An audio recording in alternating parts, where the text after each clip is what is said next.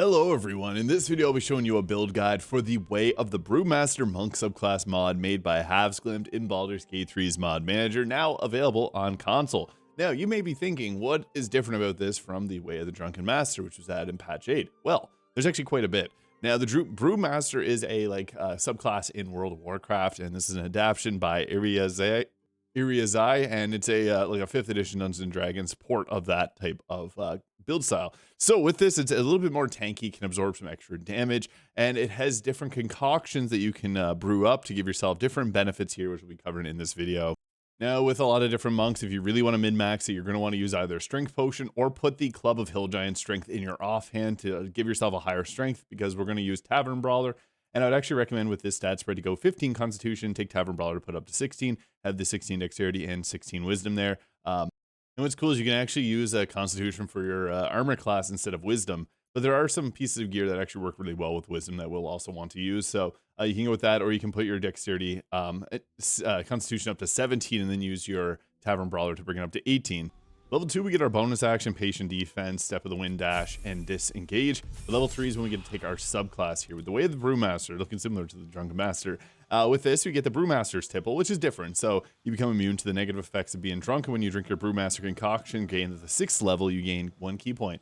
Now, the Way of the Drunken Master regains half their key points, so this is a little bit different, but you're going to see we do get some pretty fun abilities to create our own brews.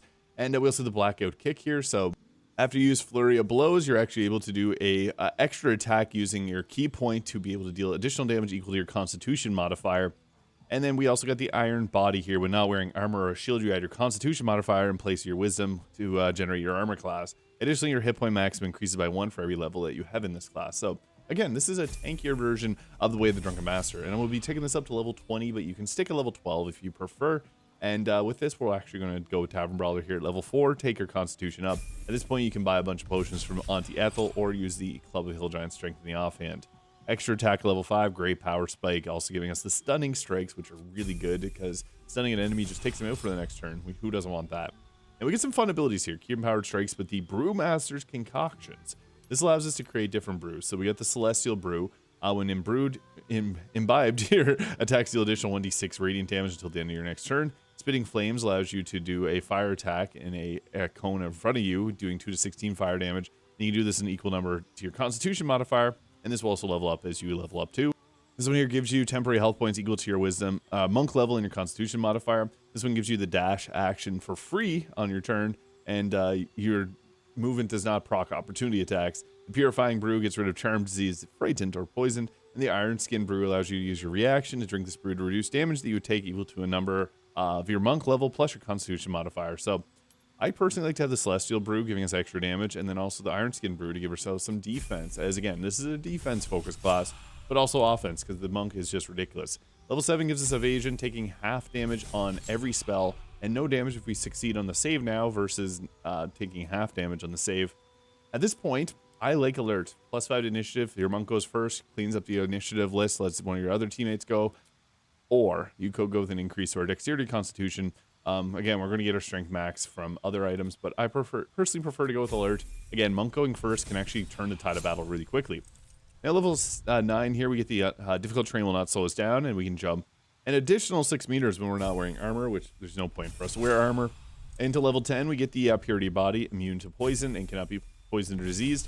Level 11 gives us our Stance of the Ox. Empower your stance with your key, sacrificing 6 meters of movement speed to prevent you from being moved against your will by a spell or action, granting you resistance against piercing, bludgeoning, and slashing damage. This uses up 6 meters of movement speed and 4 key points. And we also get another concoction. If you want to be able to give yourself the dash action for free, you can then take this, as we can eat up our movement speed to give ourselves those different benefits there. The Spitting Flames is kind of fun too. Actually, I don't mind taking that one just because it is a fun ability, but the other one would be better. Now for our feat at level 12, we'll go with another increase. We'll go with our first increase. I like the Dexterity, gives us better armor class and initiative. Although you could go with the tough feat for an additional 2 health points per level. At level 20, that's a 40 extra health, which is really great. Lucky points are also nice too. This gives you the ability to get advantage on attack rolls, ability checks, you name it, which is great. And if you had your Constitution on 17, use it to boost up to 18, then you could use an ability score to bring it up to 20 here. I'm going to go with the Dexterity increase though. Now, you don't have to go past level 12, you can stick there, but once we go here, we get the Tongue of Sun and Moon, basically nothing in Baldur's Gate 3, but it's a D&D ability. Unarmored movement increases at level 14 here. We get our next feat at level 16, you can go, I guess at this point with the tough feat, because then we'll get ourselves 40 extra health, which is nice. Now, we get our last ability here at level 17 with the BREWMASTER Concoction. We're supposed to get another ability here, it's not showing up, but the ability at level 17, Stagger, will give us so that we can shrug off a damage of an attack, basically turn it to 0, and then we can use it again after a short or long rest, or if we spend 7 key points. Not sure why it wouldn't show up there, but I actually like to multi-class for this. The Rogue Thief is just going to be the best to add in with the Monk, and again, you can take 9 levels of this subclass and 3 levels of the Rogue Thief, just because getting with the Thief here for that extra bonus action is a huge boost for our DPS, because our bonus actions do a huge amount of damage. Now, I really want to do a Radiating Orb build here, because you can do it. We get additional radiant damage, but Gloves of Soul Catching are just really good. You could, if you really wanted to, throw on the Luminous Gloves, which will apply Radiating Orbs on our attacks there, which is pretty fun, because we got a Brewmaster Concoction here, which will allow us to, until the end of our next turn, deal additional radiant damage, and that's pretty good stuff, because we get 10 of these concoctions, so we can pop that at any point, give ourselves that nice boost with Celestial Brew, and then you just go into here, you're just going to go ahead, bonus action, single use, drink that, and then our punches, or our weapons will get additional damage there. And there you can see we got 1 point off of damage, even though it doesn't list it on our tooltip there. I also like to grab the Scabby Pugilist Circlet to give you additional damage when you're surrounded. Cloak Protection, or really any cloak that you prefer. Vest of Soul Rejuvenation. This gives us a greater Kashyyyr counter. Basically allows us to attack an attacker that misses. It's a riposte for unarmed attacks, which is great because we deal more damage that way. And it gives us a +2 to armor class, taking it up to 24. So the Iron Body actually carries us because we got the Amulet of Greater Health. Kind of similar to the Barbarian, but the Barbarian gets to add a shield into the mix.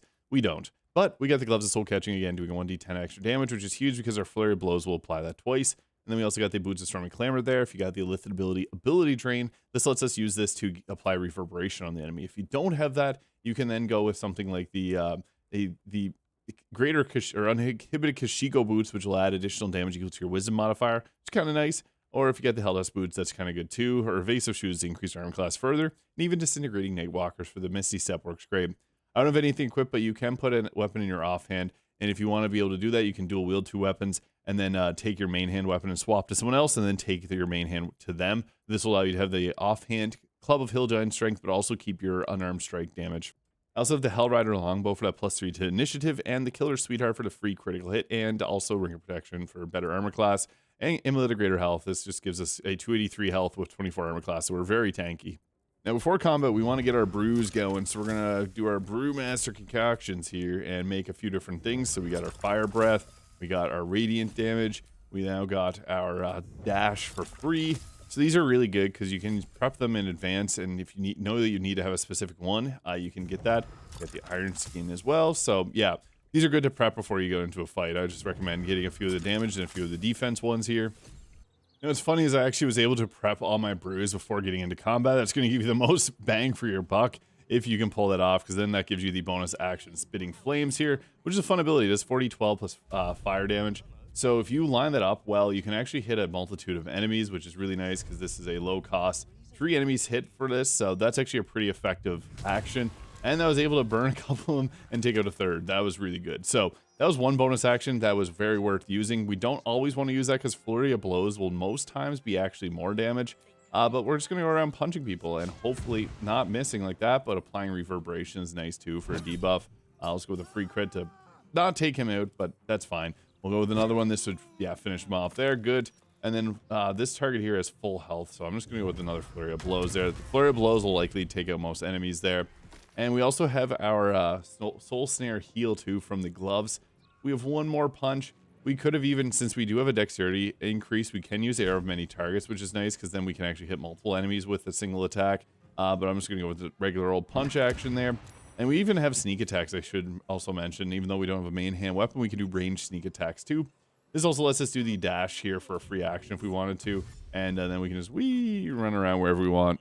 We can also then use the Stance of the Ox here. This will eat up some movement speed that we just gained for free. And whenever we apply this basically makes it so we can't be moved and we get resistance to physical damages. So we're a lot tankier there. So it's pretty fun. And we have the Scabby Pugilist Circlet active now because we have 2 more foes around us. But we also have Spit and Flames here, which is really good because sometimes we can get 2 enemies taken out for 1 action. That didn't work out, or 1 bonus extra, I should say. That didn't work out, but we'll punch this one and take it out because our punch will do more than enough damage to finish them off. We'll then get out of the fire, or we're actually immobile from the stance of the Ox. That sucks. I forgot about that. So, yeah, we got a result with a sneak attack, I guess, which is great because we can then roll a free crit on it. That wasn't enough to finish them off, but that's okay. We'll use an arrow of many targets while we're stuck in position here. That applied reverberation on that target, which is good. We can't reach them, so we're going to use the arrow of many targets again. Unfortunately, that's all I got for damage. And then, since I can't move, I can't really do anything else, but I do have another fire breath I could potentially do if there's someone here to get hit by it. Unfortunately, these things happen. Shadowheart got a critical opportunity attack off there, which is perfect because that sets us up for a free critical hit punch, which is crazy damage because it actually adds additional force damage. So that 1d10 is actually an extra die on that extra damage. It's nuts. So really the trick to this is to run around punching and breathing fire on your enemies, depending on the brews that you bring up and fight with. And that was the final enemy, actually. So there it is. That is the Brewmaster Monk in Baldur's Gate 3, made by Havsglimt there. A really fun subclass, so I encourage you to go check that out. And now available on console. So hit that subscribe button below if you enjoyed this video. Hope you have a great day, and we'll catch you all in the next one.